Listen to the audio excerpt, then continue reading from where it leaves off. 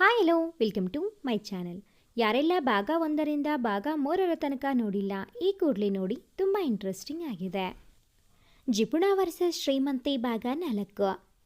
ಕೆಲವು ಘಟನೆಗಳು ತುಂಬ ಚಿಕ್ಕವು ಅನಿಸುತ್ತವೆ, ಆದರೆ ಅವು ಪದೇ ಪದೇ ನೆನಪಾದರೋ ಅಥವಾ ಅಂಥ ಚಿಕ್ಕ ಚಿಕ್ಕ ಘಟನೆಗಳು ಮರುಕಳಿಸಿದರೋ ಅದರ ಪ್ರಭಾವ ನಾವು ಯೋಚನೆ ಮಾಡುವ ರೀತಿಗಳನ್ನೇ ಬದಲಾಯಿಸುತ್ತವೆ.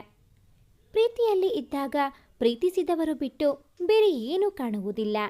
ಆದರೆ ಮದುವೆಯ ನಂತರ ಜವಾಬ್ದಾರಿ ನಮಗೆ ಗೊತ್ತಿಲ್ಲದೆ ನಮ್ಮಲ್ಲಿ ಸೇರಿಕೊಳ್ಳುತ್ತದೆ. ನಮಗೆ ಗೊತ್ತಿಲ್ಲದೆ ಜವಾಬ್ದಾರಿಯುತವಾಗಿ ಯೋಚನೆ ಮಾಡಲು ಆರಂಭಿಸುತ್ತೇವೆ. ನಮ್ಮ ಮಾತಿನಲ್ಲಿಯೂ ಅದು ಕಾಣಿಸುತ್ತಿರುತ್ತೆ. ಅದನ್ನು ತಪ್ಪಾಗಿ ಅರ್ಥೈಸಿ ಮದುವೆ ನಂತರ ನೀನು ಬದಲಾದೆ ಎಂದರೆ ಪ್ರತಿ ಸಂಸಾರದಲ್ಲೂ ಚಿಕ್ಕ ಪುಟ್ಟ ಮನಸ್ತಾಪಗಳು ಇದ್ದೇ ಇರುತ್ತವೆ. ಅದೇ ರೀತಿ ವಿಜಯ್ ವರ್ಣಿಕಾ ಜೀವನದಲ್ಲಿ ಕೂಡ ಇದ್ದವು. ಅಂಡಮಾನಿಂದ ಮರಳಿದ ನಂತರ ಯಥಾರೀತಿ ವಿಜಯ್ ಆಫೀಸ್ಗೆ ಹೋಗಲು ಶುರು ಮಾಡಿದನು. ವಿಜಯ್ ಕುಟುಂಬಕ್ಕೆ ಹೊಂದಿಕೊಳ್ಳಲು ವರ್ಣಿಕಾಗೆ ಸ್ವಲ್ಪ ಕಷ್ಟ ಆಗುತ್ತಿತ್ತು. ಪ್ರೀತಿಸುವಾಗ ಅವಳಿಗೆ ಇದರ ವಿಚಾರ ಇರಲಿಲ್ಲ. ತುಂಬ ಸುಲಭವಾಗಿ ಹೊಂದಿಕೊಳ್ಳುತ್ತೇನೆ ಎಂಬ ಭಾವನೆ ಇತ್ತು. ಇಲ್ಲಿ ಪ್ರತಿಯೊಂದು ಲೆಕ್ಕಾಚಾರ ಮಾಡಿ ಬದುಕು ನಡೆಸಬೇಕಿತ್ತು. ಕನಸು ಕಾಣಲು ಕೂಡ ಲೆಕ್ಕಾಚಾರ ಮಾಡಿ ಕಾಣಬೇಕು ಅನಿಸುತ್ತಿತ್ತು. ಆದರೂ ವಿಜಯ್ ಮೇಲಿದ್ದ ಪ್ರೀತಿ ಇದೆಲ್ಲವನ್ನೂ ಸಹಿಸಿಕೊಂಡು ಹೋಗಲು ಪ್ರೇರೇಪಿಸುತ್ತಿತ್ತು. ಒಂದು ದಿನ ದಿಲೀಪ್ ತನ್ನ ಕಂಪನಿ ಎಲ್ಲ ಜವಾಬ್ದಾರಿಯನ್ನು ವಿಜಯ್ಗೆ ವಹಿಸಿದರು. ಅದಕ್ಕೆ ಅವನು, ನಾನು ನಿಮ್ಮ ಅಳಿಯ ಎಂದು ಈ ಜವಾಬ್ದಾರಿ ಕೊಡುತ್ತಿದ್ದೀರಾ ಎಂದು ಕೇಳಿದನು. ಅದಕ್ಕೆ ದಿಲೀಪ್, ನಾನು ಈ ಕಂಪನಿನ ಈ ಮಟ್ಟಕ್ಕೆ ತರಲು ಎಷ್ಟೋ ನಿದ್ದೆ ಇಲ್ಲದ ರಾತ್ರಿಗಳನ್ನು ಕಳೆದಿದ್ದೇನೆ. ಇದೆಲ್ಲ ನನ್ನ ಪರಿಶ್ರಮದ ಫಲ. ಅಳಿಯ ಅನ್ನೋ ಒಂದೇ ಕಾರಣಕ್ಕೆ ನಿನಗೆ ಜವಾಬ್ದಾರಿ ವಹಿಸುವಷ್ಟು ಮೂರ್ಖನಲ್ಲ. ನಿನ್ನನ್ನು ನೋಡುತ್ತಿದ್ದರೆ ನನ್ನನ್ನೇ ನಾನು ನೋಡಿಕೊಂಡಂತೆ ಅನಿಸುತ್ತಿದೆ. ನಿನಗೆ ದುಡ್ಡಿನ ಬೆಲೆ ಗೊತ್ತಿದೆ, ಹಾಗೂ ಜವಾಬ್ದಾರಿಯನ್ನು ನಿಭಾಯಿಸುವ ಆತ್ಮವಿಶ್ವಾಸವಿದೆ. ಅದಕ್ಕಾಗಿಯೇ ನಾನು ನನ್ನ ಮಗಳ ಮದುವೆ ನಿನ್ನ ಜೊತೆ ಮಾಡಿಸಿದ್ದು. ನಿನ್ನ ಪ್ರಾಮಾಣಿಕತೆ ಮತ್ತು ಬುದ್ಧಿಶಕ್ತಿಯಿಂದ ಈ ಕಂಪನಿಯನ್ನು ಜವಾಬ್ದಾರಿಯುತವಾಗಿ ನಿರ್ವಹಿಸುವೆ ಎಂದು ನಾನು ನಂಬಿದ್ದೇನೆ ಎಂದರು. ಅವರ ಆ ಮಾತುಗಳನ್ನು ಕೇಳಿ ವಿಜಯ್ಗೆ ತುಂಬ ಸಂತೋಷವಾಯಿತು. ಕಂಪನಿ ಎಲ್ಲ ಜವಾಬ್ದಾರಿಯನ್ನು ಸಂತೋಷದಿಂದ ಸ್ವೀಕರಿಸಿದನು. ಅದನ್ನು ವಿಜಯ್ ವರ್ಣಿಕಾಗೆ ಕರೆ ಮಾಡಿ ತಿಳಿಸಿದನು. ವರ್ಣಿಕಾಗೆ ತುಂಬ ಖುಷಿಯಾಯಿತು. ಇನ್ಮೇಲೆ ಲೆಕ್ಕಾಚಾರ ಸ್ವಲ್ಪ ಕಡಿಮೆ ಆಗಬಹುದು ಎಂದುಕೊಂಡಳು. ನಂತರದ ದಿನಗಳಲ್ಲಿ ಲೆಕ್ಕಾಚಾರ ಇದ್ದರೂ ವರ್ಣಿಕಾಗೆ ಇಷ್ಟ ಆಗಿದ್ದು ಕೊಂಡುಕೊಳ್ಳುವ ನಿರಾಳತೆ ದೊರೆಯಿತು. ಈ ಜವಾಬ್ದಾರಿ ವಹಿಸಿಕೊಂಡ ಮೇಲೆ ವಿಜಯ್ಗೆ ಜಾಸ್ತಿ ಹಣ ದೊರೆಯುತ್ತಿತ್ತು. ಆದರೆ ಕೆಲಸಗಳು ಜಾಸ್ತಿಯಾಗಿತ್ತು. ಮನೆಗೆ ಬರುವುದು ತಡವಾಗುತ್ತಿತ್ತು. ತುಂಬ ಹೊತ್ತು ಮನೆಯಲ್ಲಿಯೂ ಕೆಲಸ ಮಾಡುತ್ತಿದ್ದ. ಯಾವಾಗಲೂ ಅದರದೇ ಯೋಚನೆಯಲ್ಲಿ ಇರುತ್ತಿದ್ದ. ಸ್ವಲ್ಪ ದಿನಗಳ ಕಾಲ ವರ್ಣಿಕಾ ತುಂಬ ಖುಷಿಯಾಗಿ ಇದ್ದಳು. ನಂತರದ ದಿನಗಳಲ್ಲಿ ಮತ್ತೆ ಅದೇ ಥರ ಕಿರಿಕಿರಿ ಶುರು ಆಯಿತು. ಒಂದು ದಿನ ವರ್ಣಿಕಾ ಬೇರೆ ಮನೆ ಮಾಡುವಂತೆ ವಿಜಯ್ ಹತ್ತಿರ ಕೇಳಿದಳು. ಅದಕ್ಕೆ ವಿಜಯ್ ಒಪ್ಪಲಿಲ್ಲ. ಆದರೆ ಅವಳು ತುಂಬ ಹಠ ಮಾಡಲು ಶುರು ಮಾಡಿದಳು. ಒಂದು ದಿನ ಆತ್ಮಹತ್ಯೆಗೂ ಪ್ರಯತ್ನಿಸಿದಳು. ಅದರಿಂದ ವಿಜಯ್ ಖಿನ್ನತೆಗೆ ಒಳಗಾಗಿದ್ದ. ಏನು ಮಾಡುವುದು ತಿಳಿಯಲಿಲ್ಲ. ಒಂದು ದಿನ ವರ್ಣಿಕಾ ಹಠ ಮಿತಿ ಮೀರಿತು. ಏನೊಂದು ತೋಚದೆ ಕಂಗಾಲಾಗಿ ಕುಳಿತಿದ್ದಾಗ ದಿಲೀಪ್ ಅವನ ತಂದೆ ತಾಯಿನ ತಮ್ಮ ಮನೆಯಲ್ಲಿ ಬಿಡಲು ಹೇಳಿದನು. ಸ್ವಲ್ಪ ದಿನ ದೂರ ಉಳಿದರೆ ಅವರ ಬೆಲೆ ಅವಳಿಗೆ ತಿಳಿಯುತ್ತೆ ಎಂದು ದಿಲೀಪ್ ಅವರು ಸಲಹೆ ಕೊಟ್ಟರು. ಅವರ ಮಾತಿನಂತೆ ವಿಜಯ್ ಅವರ ತಂದೆ ತಾಯಿನ ದಿಲೀಪ್ನ ಮನೆಗೆ ಕಳುಹಿಸಿದನು. ಸ್ವಲ್ಪ ದಿನಗಳ ಕಾಲ ಇದು ಕೂಡ ಚೆನ್ನಾಗಿತ್ತು. ನಂತರ ಒಂಟಿ ಅನಿಸಲು ಶುರು ಆಗಿತ್ತು. ವಿಜಯ್ಗೆ ಕೆಲಸದ ಒತ್ತಡ ಜಾಸ್ತಿ ಆಗುತ್ತಿತ್ತು. ಅದರ ಜೊತೆ ಮನೆಯ ಒತ್ತಡ ಕೂಡ ಜಾಸ್ತಿ ಆಗಿತ್ತು. ವಿಜಯ್ಗೆ ನೆಮ್ಮದಿಯೇ ಇಲ್ಲದಂತೆ ಆಯಿತು. ದಿನೇ ದಿನೇ ವರ್ಣಿಕಾರಗಳೇ ಜಾಸ್ತಿ ಆಗುತ್ತಾ ಹೋಯಿತು. ಎಲ್ಲವನ್ನೂ ಸಹಿಸಿಕೊಂಡು ವಿಜಯ್ ವರ್ಣಿಕಾಳನ್ನು ಆದಷ್ಟು ಖುಷಿಯಾಗಿ ನೋಡಿಕೊಳ್ಳಲು ಪ್ರಯತ್ನಿಸುತ್ತಿದ್ದ. ಆದರೆ ಅವನ ಪ್ರಯತ್ನಗಳೆಲ್ಲ ವಿಫಲವಾಗುತ್ತಿದ್ದವು. ದಿನ ಒಂದಲ್ಲ ಒಂದು ಕಿರಿಕಿರಿ ಇರುತ್ತಿತ್ತು. ಹೀಗೆ 1 ವರ್ಷವೇ ಕಳೆದಿತ್ತು. ಇಂಥ ಸಮಯದಲ್ಲಿ ವಿಜಯ್ ಜೀವನದಲ್ಲಿ ಬಂದವಳೇ ಸಮೀರಾ. ಸಮೀರಾ ವಿಜಯ್ನ ಕಾಲೇಜ್ ಸ್ನೇಹಿತೆ. ತುಂಬ ವರ್ಷಗಳ ಹಿಂದೆ ಅವರ ಸಂಪರ್ಕ ಕಳೆದು ಹೋಗಿತ್ತು. ಇಂಟರ್ವ್ಯೂಗೆ ಎಂದು ಬಂದಾಗ ಮತ್ತೆ ಅವರ ಭೇಟಿ ಆಯಿತು. ಸಮೀರಾಳನ್ನು ಅವನ ಪರ್ಸನಲ್ ಸೆಕ್ರೆಟರಿ ಆಗಿ ನೇಮಿಸಿಕೊಂಡ. ಆ ದಿನ ಇಬ್ಬರು ಹಳೆಯ ವಿಷಯಗಳನ್ನು ನೆನಪಿಸಿಕೊಂಡರು. ಕಾಲೇಜಲ್ಲಿ ತಾವು ಮಾಡಿದ ತರಳೆ ಎಲ್ಲ ನೆನೆದು ಖುಷಿಪಟ್ಟರು. ತುಂಬ ದಿನಗಳ ನಂತರ ವಿಜಯ್ ಇಷ್ಟೊಂದು ಖುಷಿಯಾಗಿದ್ದನು. ಅದಕ್ಕಾಗಿ ಸಮೀರಾಗೆ ಧನ್ಯವಾದ ತಿಳಿಸಿದ. ಅವಳಿಗೆ ಏಕೆ ಇಷ್ಟೊಂದು ಫಾರ್ಮಲ್ ಆಗಿ ಮಾತಾಡಿದನು ಎಂದು ಅರ್ಥ ಆಗಲಿಲ್ಲ. ಅಷ್ಟಕ್ಕೂ ಇದು ಆಫೀಸ್, ಅವನು ಬಾಸ್, ಇವಳು ಸೆಕ್ರೆಟ್ರಿ, ಅದಕ್ಕೆ ಇರಬೇಕು ಅಂದುಕೊಂಡು ಸುಮ್ಮನಾದಳು. ಆಫೀಸ್ ಕೆಲಸ ಜಾಸ್ತಿ ಇದ್ದ ಕಾರಣ ತುಂಬ ಸಮಯ ಸಮೀರಾ ಒಟ್ಟಿಗೆ ಕಳೆಯುತ್ತಿದ್ದ. ಬಾಸ್ ಸೆಕ್ರೆಟರಿ ಆಗಿದ್ದರೂ ಸಹ ಅವರಿಬ್ಬರೇ ಇದ್ದಾಗ ಹೋಗೋ ಬಾರೋ ಅನ್ನೋ ಅಷ್ಟು ಸಲಿಗೆ ಇತ್ತು. ಸಮೀರಾ ಮೊದಲಿನಿಂದಲೂ ತುಂಬ ಜಾಲಿ ಹುಡುಗಿ, ಯಾವುದಕ್ಕೂ ಜಾಸ್ತಿ ತಲೆ ಕೆಡಿಸಿಕೊಳ್ಳದೆ ಆರಾಮಾಗಿ ಇರುತ್ತಿದ್ದಳು. ಆ ಸ್ವಭಾವ ವಿಜಯ್ಗೆ ತುಂಬ ಇಷ್ಟ ಆಗಿತ್ತು.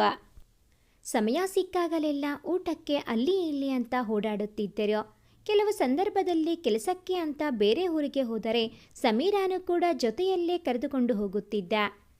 ಆಫೀಸ್ ಕೆಲಸ ಆಫೀಸಲ್ಲೇ ಮಾಡಬೇಕು ಅಂತ ಕೆಲಸವನ್ನು ಮುಗಿಸಿಯೇ ಮನೆಗೆ ಹೋಗುತ್ತಿದ್ದ.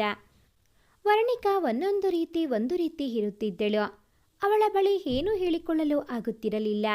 ಒಂದು ಹೇಳಿದರೆ ಅವಳು ಇನ್ನೊಂದು ಅರ್ಥ ಮಾಡಿಕೊಳ್ಳುತ್ತಿದ್ದಳು.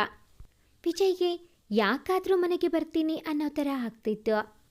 ವರ್ಣಿಕಾ ಯಾವಾಗೂ ಒಬ್ಬಳೇ ಇರುತ್ತಿದ್ದಳು. ಅವಳಿಗೆ ಬೇಡದ ಯೋಚನೆಗಳು ಬರುತ್ತಿದ್ದವು. ಅವುಗಳ ಪ್ರಭಾವ ವಿಜಯ್ ಮೇಲೆ ಬೀರುತ್ತಿತ್ತು. ಆದರೆ ಆಫೀಸ್ ಮನೆ ಜವಾಬ್ದಾರಿಯಲ್ಲಿ ಇದ್ದ ವಿಜಯ್ಗೆ ಜೀವನದಲ್ಲಿ ನೆಮ್ಮದಿಯೇ ಇಲ್ಲದಂತೆ ಆಗಿತ್ತು. ಆಫೀಸಲ್ಲಿ ಸಮೀರಾ ಮಾತುಗಳು ತರಲೆಗಳು ವಿಜಯ್ಗೆ ಖುಷಿ ಕೊಡುತ್ತಿದ್ದವು. ಅದರಿಂದ ತುಂಬ ಹೊತ್ತು ಅವಳ ಜೊತೆಯಲ್ಲೇ ಕಾಲ ಕಳೆಯಬೇಕು ಅನಿಸುತ್ತಿತ್ತು. ದಿನಗಳು ಕಳೆಯುತ್ತಿದ್ದರೂ ವರ್ಣಿಕಾಳಲ್ಲಿ ಸುಧಾರಣೆಯೇ ಕಾಣಿಸಲಿಲ್ಲ. ಅಷ್ಟಾದರೂ ವಿಜಯ್ ವರ್ಣಿಕಾನ ಎಂದೂ ಬಿಟ್ಟು ಕೊಡುತ್ತಿರಲಿಲ್ಲ. ಅವಳನ್ನು ಪ್ರೀತಿಸುತ್ತಲೇ ತನ್ನ ನೆಮ್ಮದಿಗೆ ಬೇರೆ ದಾರಿ ಹುಡುಕಲು ಪ್ರಯತ್ನಿಸುತ್ತಿದ್ದನು. ಕೆಲವೊಮ್ಮೆ ಖುಷಿ ಸಂತೋಷಗಳಿಗಿಂತ ನೆಮ್ಮದಿ ತುಂಬ ಮುಖ್ಯವಾಗುತ್ತದೆ. ಏನಿರುತ್ತೋ ಬಿಡುತ್ತೋ, ಆದರೆ ನೆಮ್ಮದಿ ಇರಬೇಕು. ಆಸೆಗಳ ಬೆನ್ನು ಹತ್ತಿ ಇರುವ ನೆಮ್ಮದಿ ಕಳೆದುಕೊಳ್ಳುತ್ತೇವೆ. ನಂತರ ಅದೇ ನೆಮ್ಮದಿಗೆ ಪರದಾಡುತ್ತೇವೆ. ವಿಜಯ್ಗೆ ವರ್ಣಿಕಾ ಮೇಲೆ ಪ್ರೀತಿ ಕಡಿಮೆ ಆಗುತ್ತಾ? ವಿಜಯ್ನ ನೆಮ್ಮದಿ ಹುಡುಕಾಟದಲ್ಲಿ ಸಮೀರಾ ಸಹಾಯ ಮಾಡ್ತಾಳಾ? ನೋಡೋಣ. ಒಬ್ಬೊಬ್ಬರಿಗೆ ಒಂದೊಂದು ರೀತಿಯಿಂದ ನೆಮ್ಮದಿ ಸಿಗುತ್ತೆ. ಆದರೆ ವರ್ಣಿಕಾಗೆ ಯಾವುದರಿಂದಲೂ ನೆಮ್ಮದಿ ಅನಿಸುತ್ತಿರಲಿಲ್ಲ. ಕ್ಷಣ ಕ್ಷಣಕ್ಕೂ ಅವಳ ಮನಸ್ಥಿತಿ ಬದಲಾಗುತ್ತಿತ್ತು. ಅದರಿಂದ ವಿಜಯ್ ನೆಮ್ಮದಿ ಕೂಡ ಕೆಡುತ್ತಿತ್ತು. ಇದರದೇ ಯೋಚನೆಯಲ್ಲಿ ಆಫೀಸಲ್ಲಿ ಕೂಡ ಕೆಲಸ ಮಾಡಲು ಆಗುತ್ತಿರಲಿಲ್ಲ. ಇದನ್ನು ಗಮನಿಸುತ್ತಿದ್ದ ಸಮೀರಾ ವಿಜಯನ್ನು ಕೇಳಿದಳು, ಇತ್ತೀಚೆಗೆ ನೀನು ತುಂಬ ಯೋಚನೆ ಮಾಡ್ತಾ ಇರ್ತೀಯಾ? ಏನಾದರೂ ಪ್ರಾಬ್ಲಮ್ ಇದೆಯಾ? ನನ್ನ ಹತ್ರ ಹೇಳೋದಾದರೆ ಹೇಳ್ಕೊ, ಆದರೆ ಪರಿಹಾರ ಮಾಡೋಕ್ಕೆ ಪ್ರಯತ್ನ ಮಾಡ್ತೀನಿ ಎಂದಳು. ಅದಕ್ಕೆ, ನೀನು ನನ್ನ ಸ್ನೇಹಿತೆ, ನಿನ್ನಿಂದ ಪರಿಹಾರ ಸಿಗುತ್ತೋ ಬಿಡುತ್ತೋ ಗೊತ್ತಿಲ್ಲ, ಆದರೆ ಸಮಾಧಾನ ಆದರೂ ಸಿಗಬಹುದು ಅನಿಸುತ್ತೆ. ಸಂಜೆ ಆಫೀಸ್ ಮುಗಿದ ಮೇಲೆ ಭೇಟಿಯಾಗೋಣ, ಆಫೀಸಲ್ಲಿ ಸರಿ ಆಗಲ್ಲ ಎಂದನು. ಅದು ಅವಳಿಗೂ ಸರಿ ಅನಿಸಿತು. ಅದಕ್ಕೆ ಅವಳು ಸರಿ ಎಂದು ಒಪ್ಪಿಕೊಂಡಳು. ಸಂಜೆ ಇಬ್ಬರು ಒಂದೇ ಕಾರಲ್ಲಿ ಅಲ್ಲಿಂದ ಹೊರಟರು. ಒಂದು ಪಾರ್ಕ್ಗೆ ಅವಳನ್ನು ಕರೆದುಕೊಂಡು ಹೋದನು. ಅಲ್ಲಿ ಒಂದು ಬೆಂಚಿನ ಮೇಲೆ ಕುಳಿತುಕೊಂಡು ವಿಜಯ್ ಮಾತು ಶುರು ಮಾಡಿದನು. ಇದು ನನ್ನ ತುಂಬ ಪರ್ಸನಲ್ ವಿಷಯ. ಇದನ್ನು ಯಾರೊಂದಿಗೂ ಹೇಳಿಕೊಳ್ಳಲು ಇಷ್ಟ ಇಲ್ಲ. ಆದರೂ ನೀನು ನನ್ನ ಸ್ನೇಹಿತೆ ಅಂತ ಹೇಳ್ತಿದ್ದೀನಿ. ನೀನು ಕೂಡ ಇದನ್ನು ಯಾರಿಗೂ ಹೇಳಬಾರದು ಎಂದನು. ಅದಕ್ಕೆ ಅವಳು, ಅಯ್ಯೋ ನೀನೇನು ಯೋಚನೆ ಮಾಡಬೇಡ, ಯಾರಿಗೂ ಹೇಳಲ್ಲ. ಪ್ರತಿಯೊಬ್ಬರದು ಒಂದಲ್ಲ ಒಂದು ಪ್ರಾಬ್ಲಮ್ ಇದ್ದೇ ಇರುತ್ತೆ ಎಂದಳು. ಅವಳ ಮಾತು ಕೇಳಿ ಅವಳ ಬಳಿ ತನ್ನ ವಿಚಾರವನ್ನೆಲ್ಲ ಹೇಳಿಕೊಂಡನು. ಅದನ್ನೆಲ್ಲ ಕೇಳಿದ ಮೇಲೆ ಅವಳು ಕೆಲವೊಂದು ಸಲಹೆಗಳನ್ನು ನೀಡಿದಳು. ಆ ಮಾತಿಂದ ಅವನಿಗೆ ತುಂಬ ಸಮಾಧಾನ ಆಗಿತ್ತು. ನಿನ್ನ ಬಿಟ್ಟು ಬೇರೆ ಯಾರೂ ನನ್ನನ್ನು ಅರ್ಥ ಮಾಡಿಕೊಂಡು ಎಷ್ಟು ಸಹಾಯ ಮಾಡುತ್ತಿರಲಿಲ್ಲ. ಥ್ಯಾಂಕ್ ಯು ಎಂದನು. ನಾನು ತುಂಬ ಇಷ್ಟಪಡುವ ಒಬ್ಬ ಸ್ನೇಹಿತ ನೀನು ಕಣೋ ಎಂದಳು. ಇದನ್ನೆಲ್ಲ ಅವರ ಆಫೀಸಲ್ಲಿ ಕೆಲಸ ಮಾಡುವ ಒಬ್ಬ ವ್ಯಕ್ತಿ ನೋಡಿದನು. ಸುಮ್ಮನೆ ಕುಳಿತಿದ್ದ ವರ್ಣಿಕಾಗೆ ಒಂದು ಕರೆ ಬಂದಿತ್ತು. ನೋಡಿದರೆ ಅದು ಅವಳ ತಂದೆಯ ಕರೆ ಆಗಿತ್ತು. ಕರೆ ಸ್ವೀಕರಿಸಿ ಮಾತಾಡಿದಳು. ದಿಲೀಪ್ ಮಗಳ ಯೋಗಕ್ಷೇಮ ವಿಚಾರಿಸಿದರು. ಮನೆಯಲ್ಲಿ ನಡೆಯುತ್ತಿದ್ದ ಪ್ರತಿ ಘಟನೆಗಳಿಂದ ವರ್ಣಿಕಾಗೆ ಸಾಕಾಗಿತ್ತು. ವಿಜಯ್ ಮನೆಗೆ ಸರಿಯಾಗಿ ಬರುತ್ತಿಲ್ಲ. ಪ್ರತಿ ಮಾತಿಗೂ ಕೋಪ ಮಾಡಿಕೊಳ್ತಾರೆ. ಮೊದಲಿನ ಥರ ಅವರಿಲ್ಲ. ಪ್ರತಿಯೊಂದಕ್ಕೂ ಜಗಳ ಆಡ್ತಾರೆ. ನನಗೆ ಸ್ವಲ್ಪ ಕೋಪ.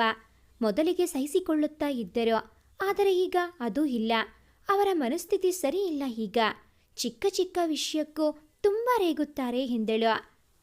ಅದಕ್ಕೆ, ವರ್ಣಿಕಾ, ನನಗೆ ಒಬ್ಬರು ಮನೋರೋಗ ತಜ್ಞರು ಗೊತ್ತಿದ್ದಾರೆ. ಅವರ ಹತ್ತಿರ ಇಬ್ಬರೂ ಒಮ್ಮೆ ಹೋಗಿ ಅವರನ್ನು ಭೇಟಿ ಮಾಡಿ. ಅವರು ಏನಾದರೂ ನಿಮಗೆ ಪರಿಹಾರ ಕೊಡಬಹುದು. ಅವರು ಏನಾದರೂ ಹೇಳಿದರೆ ಅದನ್ನು ತಪ್ಪದೇ ಮಾಡಿ, ಎಲ್ಲ ಸರಿ ಹೋಗುತ್ತೆ. ದುಡುಕಿ ಏನೇನು ನಿರ್ಧಾರ ಮಾಡಬೇಡಿ ಎಂದನು.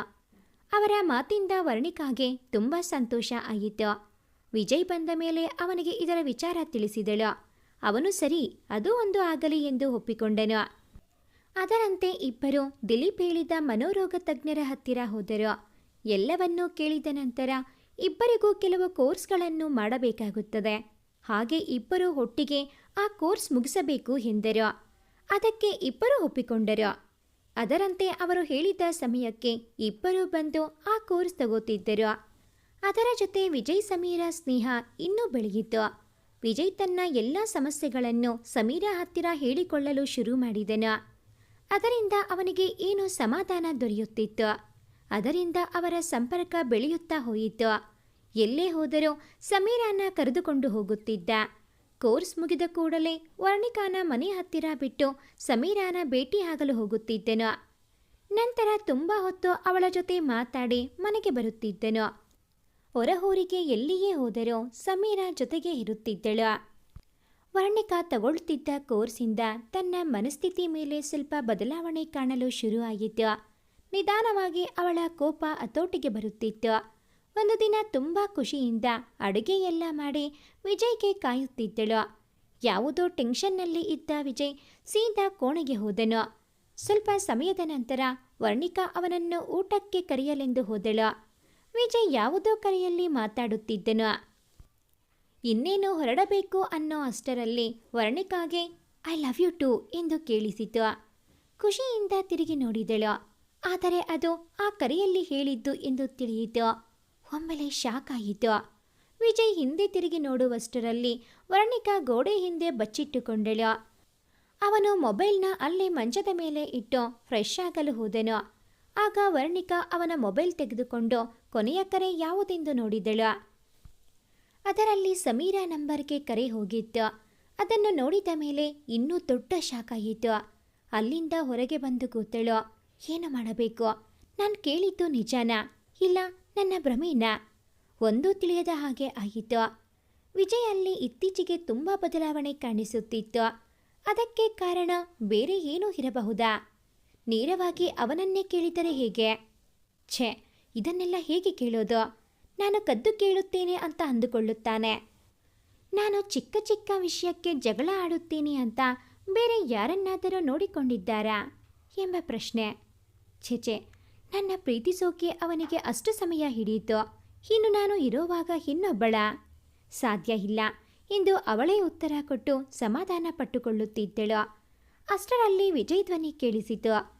ನಂದು ಊಟ ಆಯಿತು, ನೀನು ಮಾಡು ಎಂದನು. ವರ್ಣಿಕಾ ಇಂದು ಅಷ್ಟು ಖುಷಿಯಿಂದ ಅಡುಗೆ ಮಾಡಿದ್ದರೂ ಒಂದು ಮಾತು ಕೂಡ ಮತ್ತೆ ಕರೆಯಬೇಕು ಅಂತ ಅನಿಸಲಿಲ್ಲ. ತನಗೂ ಊಟ ಮಾಡಲು ಆಗದೆ ಹಾಗೆ ಬಂದು ಮಲಗಿದಳು. ಆಗ ಕೂಡ ಅದೇ ಪ್ರಶ್ನೆ ಅವಳನ್ನು ಬಿಟ್ಟು ಬಿಡದೆ ಕಾಡುತ್ತಿತ್ತು. ಸಮೀರಾ ವಿಜಯ್ನ ಸೆಕ್ರೆಟರಿ ಅಂತ ವರ್ಣಿಕಾಗೆ ತಿಳಿದಿತ್ತು. ಆದರೆ ಅವರಿಬ್ಬರ ಮಧ್ಯೆ ಇಂಥ ಸಂಬಂಧ ಇದೆಯಾ? ಆಫೀಸ್ ಕೆಲಸದ ಸಲುವಾಗಿ ಕರೆ ಮಾಡಿರಬಹುದು. ಅದೇ ನಿಜ ಆಗಿದ್ದರೆ ಐ ಲವ್ ಯು ಟು ಎಂದು ಹೇಗೆ ಬಂತು? ಅಂದರೆ ಅವಳು ಐ ಲವ್ ಯು ಹೇಳಿರಬೇಕು. ಅವಳೇನಾದರೂ ನನ್ನ ಗಂಡನ್ನ ಬುಟ್ಟಿಗೆ ಹಾಕಿಕೊಳ್ಳಲು ಪ್ರಯತ್ನ ಮಾಡುತ್ತಿದ್ದಾಳಾ? ಇದು ಬರೀ ದುಡ್ಡಿಗಾಗಿ ಮಾಡುತ್ತಿರುವ ಗಿಮಿಕೋ ಅಥವಾ ನನಗೆ ಸವತಿಯಾಗಲು ಹೂಡಿರುವ ಸಂಚೋ? ವಿಜಯ್ ಪಾಪ ತುಂಬ ಅಮಾಯಕ. ಜನರು ಅವರನ್ನು ಬೇಗ ನಂಬಿಸಿ ಮೋಸ ಮಾಡುತ್ತಾರೆ. ಅವಳಿಗೆ ಹೇಗಾದರೂ ಮಾಡಿ ಬುದ್ಧಿ ಕಲಿಸಿ ನನ್ನ ಗಂಡನನ್ನು ಕಾಪಾಡಬೇಕು ಎಂದು ನಿರ್ಧರಿಸಿ ಹಾಗೆ ನಿದ್ದೆಗೆ ಜಾರಿದ್ದಳು. ಪ್ರತ್ಯಕ್ಷ ಕಂಡರೂ ಪ್ರಮಾಣಿಸಿ ನೋಡು ಅಂತ ದೊಡ್ಡೋರು ಹೇಳುತ್ತಾರೆ. ಆದರೆ ಈಗಿನ ಕಾಲದಲ್ಲಿ ಯಾರೋ ಹೇಳಿದ್ದನ್ನು ಕೂಡ ಸುಲಭವಾಗಿ ನಂಬಿಬಿಡ್ತಾರೆ. ತಮಾಷೆಗೆ ಏನಾದರೂ ಹೇಳಿದರೂ ಸಹಿಸಲ್ಲ. ಅದರ ಜೊತೆ ಒಂದು ಮಾತು ಹೇಳುತ್ತಾರೆ, ತಮಾಷೆಗೂ ಅಂತ ಮಾತು ಹೇಳ್ಬಿಡಿ ಅಂತ. ಅದು ಅವರ ಪ್ರೀತಿಯೋ ಅಥವಾ ಎಲ್ಲಿ ನಿಜ ಆಗುತ್ತೋ ಅನ್ನೋ ಭಯವೋ? ವರ್ಣಿಕಾ ಕೇಳಿದ್ದು ಅಂದುಕೊಂಡಿದ್ದು ನಿಜ ಆಗುತ್ತಾ? ವಿಜಯ್ನ ಮುಂದಿನ ನಡೆ ಯಾವ ಕಡೆ? ಕಾಯ್ದು ನಿರೀಕ್ಷಿಸಿ. ಭಾಗ 5 ಮುಂದುವರಿಯುತ್ತದೆ. ಭಾಗ 5ರ ನೋಟಿಫಿಕೇಷನ್ಸ್ ನಿಮಗೆ ಬರಬೇಕು ಅಂತ ಅಂದರೆ ಈ ಕೂಡಲೇ ಈ ಚಾನಲ್ಗೆ ಸಬ್ಸ್ಕ್ರೈಬ್ ಆಗಿ. ಹಾಗೆಯೇ ಈ ಒಂದು ಕತೆ ನಿಮಗೆ ಇಷ್ಟ ಆಗಿದ್ದಲ್ಲಿ ಪ್ಲೀಸ್ ಲೈಕ್ ಮಾಡಿ, ಶೇರ್ ಮಾಡಿ, ಹಾಗೆಯೇ ಕಾಮೆಂಟ್ ಮಾಡೋದನ್ನು ಮರಿಬೇಡಿ. Thanks for watching this video.